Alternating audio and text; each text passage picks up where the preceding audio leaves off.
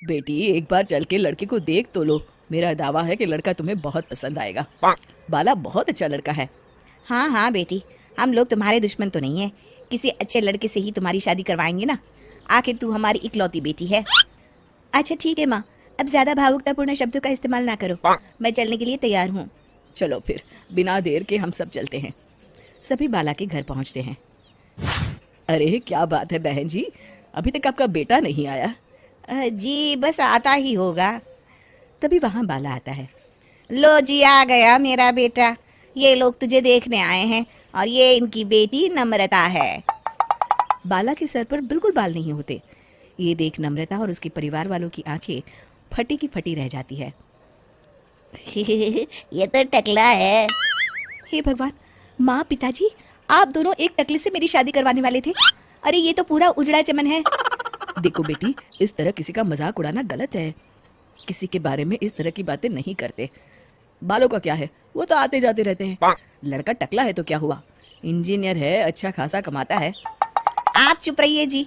इसकी तरफदारी इसलिए कर रहे हैं क्योंकि आपके भी सर पर बाल नहीं है। मैंने तो आपसे शादी कर ली, मगर मैं अपनी बेटी की शादी एक टकले से बिल्कुल नहीं करवाऊंगी। अरे ये क्या, कब से आप लोगों ने टकला टकला लगा रखा है?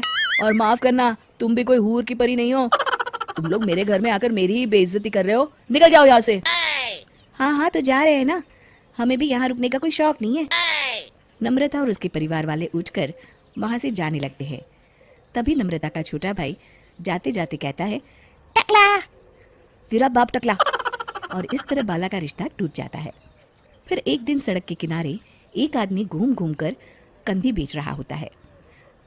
कंधी ले लो, कंधी, एक से बढ़िया एक कंघी ले लो, नए जमाने की कंघी ले लो। अरे भाई ये ले लो। घूमते घूमते वो बाला के पास पहुंच जाता है। अरे भाई साहब, कंधी लोगे क्या? ये लो। तभी उसकी नज़र बाला के सर के ऊपर पड़ती है। अरे माफ़ करना भाई साहब, आप इसे लेकर क्या करोगे? आपके सर पर तो बाल ही नहीं है। आपका तो स्टेडियम पूरा खाली है। चलता हूँ। कंधी ले लो, कंधी ले लो। कंधी वाले की बातें सुनकर बाला को बुरा लगता है। उस समय बाला को ऐसा महसूस होता है कि उसके लिए दुनिया में सबसे कीमती कोई चीज़ अगर है तो वो सिर्फ बाल है।